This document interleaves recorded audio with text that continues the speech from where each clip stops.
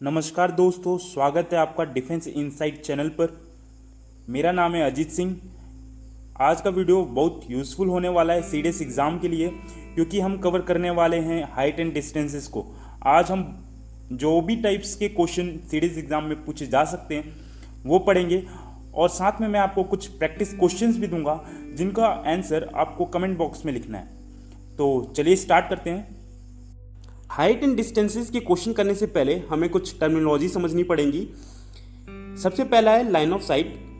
मान लेते हैं आप कुतुब मीनार के सामने खड़े हैं और कुतुब मीनार के टॉप को देख रहे हैं। ओके, ये आप खड़े हैं, आप ए पॉइंट पे खड़े हैं और आप सी पॉइंट को देख रहे हैं। ठीक है, आपका आंख जो है, आंख से जो टॉप है कुतुब मीनार का, उस लाइन को अगर हम ज्वाइन करते हैं, तो वो लाइन बनती है हमारी लाइन ऑफ साइट। ठीक है, और ये लाइन ऑफ साइट जो एंगल क्रिएट कर रहा है हॉरिजॉन्टल से, उसको बोलते हैं एंगल ऑफ एलिवेशन। समझ में आया? एक बार मैं वापस से रिपीट कर रहा हूं। एंगल ऑफ एलिवेशन क्या है? एंगल ऑफ एलिवेशन वो एंगल है जो आपका लाइन ऑफ साइट क्रिएट करता है। हॉरिजॉन्टल से जो एंगल बनाता है लाइन ऑफ साइट, उस एंगल को एंगल ऑफ एलिवेशन बोलते हैं। ओके, ऐसे ही एंगल ऑफ डिप्रेशन की बात करें तो जैसे मान लीजिए ये आप हैं और यहां पर आपका फ्रेंड बना देता हूं मैं, आपका फ्रेंड खड़ा है। आप ऊपर से अपने फ्रेंड को देख रहे हैं, तो जिस एंगल से देख रहे हैं, मतलब हॉरिजॉन्टल से जिस एंगल से आप अपने फ्रेंड को देख रहे हैं, वो एंगल एंगल ऑफ डिप्रेशन कहा जाता है। ठीक है, और यही बात मैं अगर कहूं कि आपका जो फ्रेंड है ये, ठीक है, आपका ये फ्रेंड है, फ्रेंड जिस एंगल से आपको देख रहा है वो एंगल एंगल ऑफ एलिवेशन होगा।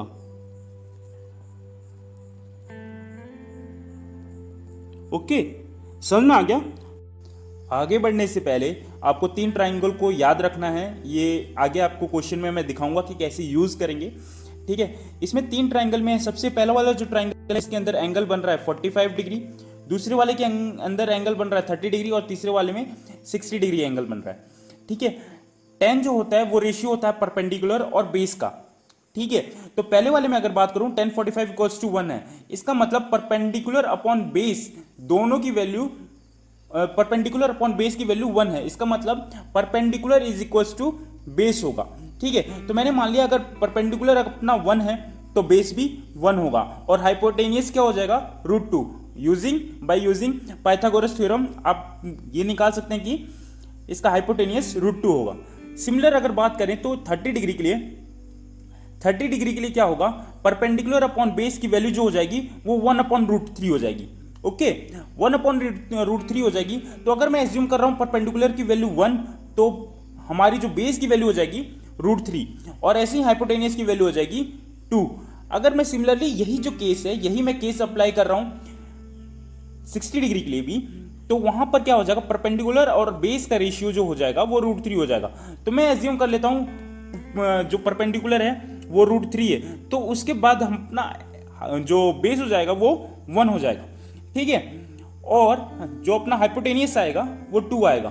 तो कुल मिला के आपको 3 ट्राइंगल याद रखने हैं। 3 ट्राइंगल कैसे याद रखने हैं? जो 45 डिग्री होगा उसके अंदर परपेंडिकुलर और बेस जो होगा वो 1 1 होगा। 30 डिग्री के अंदर परपेंडिकुलर 1 होगा, बेस √3 होगा। ठीक है, आप रेशियो से ही याद कर सकते हैं। अगर मैं बात करूं 60 डिग्री के अंदर परपेंडिकुलर हमारा √3 होगा और बेस 1 होगा। इस तरीके से आपको ये याद रखना है। इसका आगे यूजेस अभी मैं बताने जा रहा हूं। ठीक है, देखते हैं पहला टाइप क्या है। कौन सबसे सिंपलेस्ट होता है? सबसे सिंपलेस्ट है ये, जिसके अंदर एक ट्राइंगल, सिंपल एक ट्राइंगल के अंदर आपको एक एंगल या हाइट गिवन होगा, डिस्टेंस गिवन होगा, आपको दूसरी हाइट या डिस्टेंस आपको फाइंड करना होगा। या ऐसा भी हो सकता है कि 2 डिस्टेंस देकर आपसे एंगल पूछ ले, तो सिंपलेस्ट होता है। इस क्वेश्चन में क्या है कि शैडो, टावर की जो शैडो की लेंथ है वो टावर की हाइट के बराबर है। ठीक है, आपको फाइंड करना है कि एंगल ऑफ एलिवेशन फाइंड करना है। ठीक है, देखते हैं कैसे होगा। अगर मान ली कि टावर की जो लेंथ है वो x है, तो टावर की शैडो की जो लेंथ होगी वो भी x होगी। टावर की हाइट मैंने मान लिया, एज्यूम कर लिया x है, तो टावर की जो शैडो होगा उसका भी लेंथ x होगा। इक्वल गिवन है हमें। ठीक है, तो हमने क्या किया, टेन थीटा इक्वल्स टू होता है perpendicular upon base, x upon x cancel out हो जाएगा एक्स, तो टेन थीटा की वैल्यू हो जाएगी 1। थीटा की वैल्यू 1 कब होती है, थीटा इक्वल्स टू 45 डिग्री पर, ठीक है। तो एंगल ऑफ जो एलिवेशन आ जाएगा इधर 45 डिग्री होगा, मतलब जो सन है वो 45 डिग्री एंगल क्रिएट कर रहा है फ्रॉम द हॉरिजॉन्टल, ठीक है। इतना समझ में आ गया, आगे बढ़ते हैं।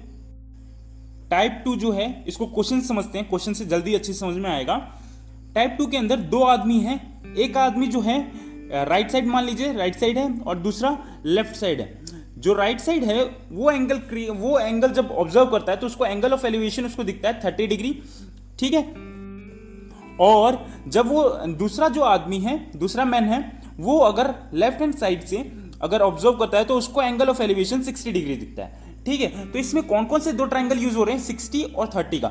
मैंने यहां पर साइड में ड्रॉ कर दिया है 60 और 30 का, ठीक है। 60 में क्या होता है, बेस 1 होता है परपेंडिकुलर √3, ठीक है। 30 के अंदर क्या हो जाता है, परपेंडिकुलर 1 हो जाता है और बेस √3 हो जाता है। यहां पर देखें आप, परपेंडिकुलर और दोनों परपेंडिकुलर की वैल्यू अलग है। अगर मुझे इन दोनों को इक्वेट करना है, बराबर रखना है परपेंडिकुलर की वैल्यू, तो हमें √3 करना पड़ेगा, √3 से मल्टीप्लाई करना पड़ेगा। किसको मल्टीप्लाई करेंगे, 30 वाला जो अपना ट्राइंगल है उसको √3 से मल्टीप्लाई कर देंगे, ठीक है। समझ में आया हमने क्यों किया, क्योंकि हमें परपेंडिकुलर को इक्वल करना था। क्यों परपेंडिकुलर इक्वल करेंगे, क्योंकि हमारा जो परपेंडिकुलर है यहां पर वो फिक्स्ड है, वो फिक्स्ड कितना है 75 मीटर है, ठीक है ना। तो इसलिए हम परपेंडिकुलर को इक्वेट कर रहे हैं, ठीक है। तो हमारे पास दो ट्राइंगल निकल के आया, एक तो है 30 डिग्री का, दूसरा है 60 डिग्री का। हमने इन दोनों ट्राइंगल को यहां पर पुट कर दिया, ये 30 डिग्री का यहां पर पुट कर दिया, 60 डिग्री का यहां पर लगा दिया, ठीक है। इसको लगाने के साथ क्या होगा, जब आप ऐसे बना देते हैं, दोनों को साथ में जोड़ दिया आपने, तो यहां पर निकल के आया दोनों के बीच में जो डिस्टेंस आ रहा है ये 4 का आ रहा है, 4 यूनिट का आ रहा है, ओके। जो डिस्टेंस आ रहा है दोनों के बीच में वो 4 यूनिट का आएगा, ठीक है। और √3 की वैल्यू हमें गिवन है, √3 की वैल्यू हमें क्या गिवन है, यहाँ पे आप कंपेयर कर सकते हैं दोनों जो डायग्राम है, ऊपर वाला जो डायग्राम है और नीचे वाला जो डायग्राम है, इसमें कंपेयर करेंगे तो √3 की वैल्यू है 75 मीटर, ओके। तो यहाँ पे अगर मैं 1 की वैल्यू निकालूं तो 1 की वैल्यू क्या आ जाएगी 25 √3। तो इसको दोनों तरफ मैंने क्या किया, 4 से मल्टीप्लाई कर दिया। दोनों तरफ 4 से मल्टीप्लाई करते ही मेरा दोनों के बीच में जो C और D पॉइंट है, इन दोनों के बीच में जो डिस्टेंस है वो आ जाएगा, वो कितना आएगा 100 √3, ओके। आगे बढ़ते हैं, थर्ड टाइप की बात करें। थर्ड टाइप में क्या है, एक मैन है जो टावर के टॉप पर है और टावर की हाइट गिवन है हमें 100 मीटर, ओके। वो देखता क्या है कि एक कार मूव करते हुए आ रही है उसकी तरफ, टावर की तरफ मूव करते हुए आ रही है। जब वो डी पॉइंट पे कार है तो angle of elevation, angle of depression कितना बन रहा है 30 डिग्री का, ठीक है। यहां पे देखिए 30 डिग्री का। और जब वो सी पॉइंट पर आएगी कार तो एंगल ऑफ डिप्रेशन जो बन रहा है वो 60 डिग्री का बन रहा है। By alternate interior angle of depression is equals to angle of elevation. तो जो ये 30 डिग्री है ये 30 डिग्री हो जाएगा, तो एंगल ऑफ एलिवेशन यहाँ पर 30 degree, similarly angle of elevation 60 degree. तो यहाँ पे दो ट्राइंगल हमारे यूज हो रहे हैं 30 डिग्री और 60 डिग्री। इन दोनों ट्राइंगल को मैंने यहाँ पर ड्रॉ कर दिया आपके लिए, ठीक है। वापस से आप देख सकते हैं कि यहाँ पर हमारा जो परपेंडिकुलर है वो सेम है, परपेंडिकुलर सेम है, तो इसको किससे मल्टीप्लाई करना पड़ेगा, √3 से मल्टीप्लाई करना पड़ेगा, ठीक है। जब √3 से मल्टीप्लाई कर देंगे फिर उसके बाद इस ट्राइंगल को 30 डिग्री वाले और 60 डिग्री वाले ट्राइंगल को हमने एक साथ प्लेस कर दिया। एक साथ प्लेस करने के बाद क्या होगा, आप इधर देखिए, तो इस पूरे लेंथ की वैल्यू हो जाएगी 3, ठीक है। और ये हमारा 60 डिग्री का जो ट्राइंगल है इसकी वजह से ये इसकी लेंथ हो जाएगी 1, बाकी बची हुई लेंथ कितनी हो जाएगी, जो ये वाली लेंथ है ये हो जाएगी 2, क्योंकि ओवरऑल लेंथ कितनी है 3 और 60 डिग्री वाले ट्राइंगल की वजह से इसकी लेंथ है 1, तो बची हुई की लेंथ 2 हो जाएगी, ठीक है। इतना समझ में आ गया। आपको गिवन क्या है, गिवन है ए बी लेंथ है जो है 100 मीटर है, ठीक है। यानी मतलब मैं ये बोल सकता हूं, इसका मतलब ये है, इट मींस दैट कि √3 की वैल्यू है 100, √3 की वैल्यू हो जाएगी 100। अगर मुझे 2 की वैल्यू निकालनी है तो मैं क्या करूंगा, √3 को नीचे डिवाइड कर दूंगा और 2 से मल्टीप्लाई कर दूंगा, तो हमारा जो आंसर आ जाएगा, आंसर क्या आएगा 200/√3। आई होप आपको समझ में आ रहा होगा। अगर नहीं समझ में आया तो इस वीडियो को वापस देखिएगा, सॉल्यूशन जो मैंने कराए हैं इनको वापस देखिएगा, क्योंकि ये जो वीडियो है बहुत यूज़फुल होने वाला है, क्योंकि जो आपका टाइम लगता है इन सब क्वेश्चन को सॉल्व करने में, अगर मान लीजिए आपका टाइम लग रहा था पहले 1 मिनट, तो आप इन जो मैं आपको तरीका सिखा रहा हूँ इस तरीके से आप 30 सेकंड या 15 सेकंड के अंदर भी आप क्वेश्चंस को कर सकते हैं। इससे आपका टाइम बचेगा और वो टाइम आप यूटिलाइज कर सकते हैं हार्ड क्वेश्चंस को करने के लिए, ठीक है ना। इससे आप देख सकते हैं कि हर साल इससे 1-2 क्वेश्चन या मैक्सिमम 3 से 4 क्वेश्चन भी आते हैं। जैसे 2016 में लगभग 4 क्वेश्चन आए थे, ठीक है। आगे बढ़ते हैं टाइप 4 में। टाइप 4 जो है, टाइप 4 में क्वेश्चन देखते हैं क्या है। एक एरोप्लेन है जो फ्लाई कर रहे हैं, ठीक है। दो एरोप्लेन इस क्वेश्चन में गिवन है, एक सी पर है एक ए पर है, ठीक है। जो ऊपर वाला जो एरोप्लेन है जो ए पर है वो सी वाले के ऊपर से पास कर रहा है। तो एक आदमी है नीचे डी पॉइंट पर, वो ऑब्जर्व क्या करता है कि जो एंगल ऑफ एलिवेशन जो बन रहा है ए वाले से वो 60 डिग्री बन रहा है और सी वाले से 45 डिग्री बन रहा है। तो यहाँ पे दो हमारे ट्रायंगल यूज हो रहे हैं, एक तो 60 डिग्री वाला, एक 45 डिग्री वाला। 60 डिग्री वाला तो आपको अब तक समझ में आ गया होगा, ठीक है। 45 वाले की बात करें तो 45 वाले में आपको बताया था कि perpendicular upon base equals to 1 है, मतलब परपेंडिकुलर और बेस की वैल्यू दोनों की सेम होगी। अगर मैं परपेंडिकुलर की वैल्यू 1 एज्यूम करता हूं तो बेस की वैल्यू भी 1 हो जाएगा, ठीक है। यहां पर आप देख सकते हैं बेस की वैल्यू यहां पर सेम है और यहां पर बेस आपका कांस्टेंट है, फिक्स्ड है, मतलब कांस्टेंट नहीं मतलब फिक्स्ड है। यहां पर आपका हाइट 2 है, एक तो हाइट ए वाले की है, एक हाइट है सी वाले की, ठीक है। तो दो डिफरेंट हाइट है पर बेस हमारा सेम है। तो इसमें भी आप देख सकते हैं इन दोनों ट्रायंगल के अंदर बेस सेम है, तो आपको किसी भी चीज से मल्टीप्लाई करने की जरूरत नहीं है। आप डायरेक्टली इन दोनों ट्रायंगल को एक साथ कंबाइन कर सकते हैं, ठीक है। इन दोनों ट्रायंगल को कंबाइन करने के बाद ये दिखा मुझे कि हमें √3 की वैल्यू जो है, √3 की वैल्यू हमें गिवन है, √3 की वैल्यू हमें 300 गिवन है, ठीक है। मतलब ए बी की जो लेंथ है, ए बी की लेंथ जो है वो 300 गिवन है, मतलब √3 की वैल्यू हमें गिवन है 300। तो हम यहां से 1 की वैल्यू निकाल सकते हैं। जो हमें डिस्टेंस पूछा है, ठीक है, हमें सी बी की डिस्टेंस पूछा है, तो हम सी बी क्या है 1 है, 1 का हमें लेंथ पूछा है, तो 1 की वैल्यू आ जाएगी 100√3, ठीक है। नेक्स्ट टाइप पे चलते हैं, टाइप 5। इसके अंदर क्या है कि एक बिल्डिंग के ऊपर से एक ट्री के बॉटम और टॉप को हम देख रहे हैं, ठीक है। तो एंगल ऑफ डिप्रेशन क्या बन रहा है, जब हम बॉटम टॉप को देख रहे हैं तो एंगल ऑफ डिप्रेशन 30 डिग्री का बन रहा है और एंगल ऑफ जो डिप्रेशन है बॉटम के लिए वो 45 डिग्री का बन रहा है, ठीक है। तो मैं यहाँ से, जैसे अगर मैं यहाँ पर हूँ, टॉप पर हूँ, यहाँ से मैं अगर देख रहा हूँ टॉप किसके, पेड़ के टॉप को अगर देख रहा हूँ, मैंने मान लिया पेड़ का जो टॉप है वो डी है और बॉटम सी है, तो एंगल ऑफ डिप्रेशन डी के लिए क्या होगा 30 डिग्री और सी के लिए एंगल ऑफ डिप्रेशन कितना है 45 डिग्री, ठीक है। तो बाय ऑल्टरनेट इंटीरियर एंगल इन दोनों को मैं शिफ्ट कर सकता हूँ यहाँ पर, तो ये 30 डिग्री हो गया, ये 45 डिग्री हो गया, ठीक है। यहाँ पर दो ट्रायंगल हमारे यूज हो रहे हैं, कौन कौन से, एक 45 डिग्री का, एक 30 डिग्री का। इस डायग्राम के अंदर अगर हम ध्यान से देखें तो हमारा जो बेस है, बेस बी सी और जो यहाँ पर मैंने बोल दिया ये ई डी, इन दोनों का बेस जो है, दोनों ट्रायंगल का बेस इक्वल है। लेकिन हाइट की बात करें तो एक की हाइट मतलब 45 डिग्री वाले की हाइट ज़्यादा है और 30 डिग्री वाले की हाइट कम है। तो हाइट यहाँ पर सेम नहीं है, बेस सेम है। तो बेस सेम करने के लिए हमें बेस सेम करना पड़ेगा। तो बेस सेम करने के लिए मैंने √3 से जो 45 डिग्री एंगल वाला जो ट्रायंगल है इसको मल्टीप्लाई कर दिया। जैसे ही इसको मल्टीप्लाई करेंगे तो हमें एक ट्रायंगल मिल जाएगा। उस ट्रायंगल को हमने यहाँ पर इन दोनों ट्रायंगल को कंबाइन कर दिया है, क्योंकि अब दोनों के रेशियो जो हैं परपेंडिकुलर और बेस के रेशियो दोनों इक्वेट कर दिया है हमने बाय मल्टीप्लाइंग √3, ठीक है। तो देखिए यहाँ पर बेस आ गया √3, यहाँ पे परपेंडिकुलर भी हो जाएगा √3 45 डिग्री एंगल के लिए, ठीक है। अगर मैं 30 डिग्री की बात करूँ तो बेस √3 है पर परपेंडिकुलर यहाँ पर 1 है। हमें गिवन क्या है, हमें गिवन है √3 की वैल्यू, मतलब टावर की हाइट जो गिवन है वो √3 है। तो √3 की वैल्यू हमें गिवन है 90 मीटर। अगर हमें निकालना है 1 की वैल्यू निकालना है, हमें क्या फाइंड करना है, what is the height of the tree, मतलब ये बचा हुआ फाइंड करना है। ओवरऑल तो 3 है, √3 है, ठीक है।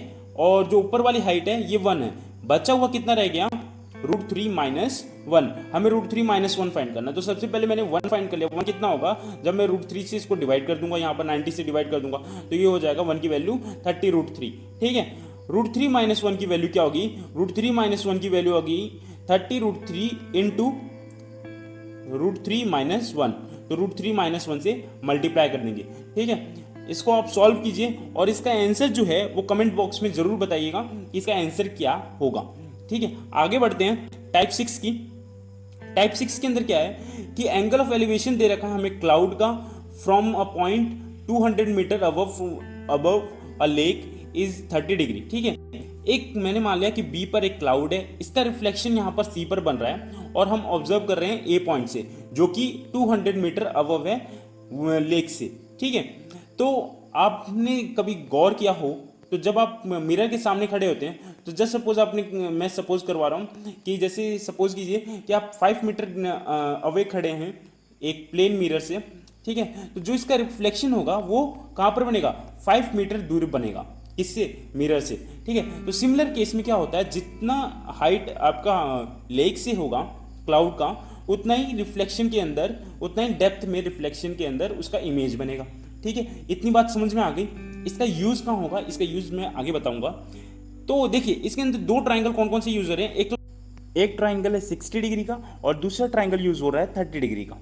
ठीक है, ध्यान से देखेंगे तो इसका बेस जो है वो सेम है, पर हाइट 30 डिग्री के लिए हाइट अलग है और 60 डिग्री के लिए हाइट अलग है। तो इसलिए हम क्या करेंगे, सबसे पहले बेस को इक्वेट करेंगे। बेस को इक्वेट करने के लिए यहाँ पर है √3, यहाँ पर है 1, तो इसको √3 बनाने के लिए हमने 60 वाले को √3 से मल्टीप्लाई कर दिया और मल्टीप्लाई करने के बाद दोनों जो ट्राइंगल है इनको कंबाइन करके ड्रॉ कर दिया। ठीक है, अब डायग्राम को समझते हैं। डायग्राम के अंदर देखिए, अगर मैं 60 डिग्री वाले की बात करूँ तो ये हमारा जो बेस है अगर √3 है तो हमारा जो परपेंडिकुलर बन रहा है, परपेंडिकुलर कितना है, 3 है। ठीक है, सिमिलरली अगर बेस 30 डिग्री के लिए √3 है तो परपेंडिकुलर 1 होगा। तो आप देख सकते हैं ये है हमारा रिफ्लेक्शन, ये यहाँ पर है हमारा क्लाउड। रिफ्लेक्शन और क्लाउड के बीच में जो डिस्टेंस है वो कितना है, वो 4 है। ठीक है, ठीक है, एक एग्जांपल आपको बता रहा था मैं, ये आप खड़े हैं, ये मिरर है और ये आपका रिफ्लेक्शन। अगर ये 5 मीटर यहाँ पर है, आपका डिस्टेंस जो है आपका प्लेन मिरर से डिस्टेंस 5 मीटर है और रिफ्लेक्शन का जो डिस्टेंस है वो भी 5 मीटर होगा। ठीक है, जो टोटल डिस्टेंस होगा इन दोनों के बीच, रिफ्लेक्शन और आपके बीच, वो कितना होगा, 10 होगा। ठीक है, double the distance between you and mirror. ठीक है, तो वैसे ही यहाँ पर भी होगा।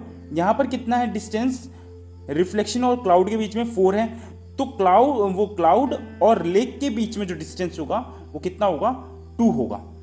ठीक है, इतना समझ में आ गया। 2 में से 1 पार्ट तो आपका 30 डिग्री वाले ट्राइंगल के अंदर है, 1 पार्ट जो है आपका 200 मीटर का है। ठीक है, इसका 1 पार्ट हो जाएगा आपका 200 मीटर का। हमें फाइंड करना है 2 पार्ट का, तो इसको 2 से मल्टीप्लाई कर देंगे तो यह हमारा हो जाएगा 400 मीटर।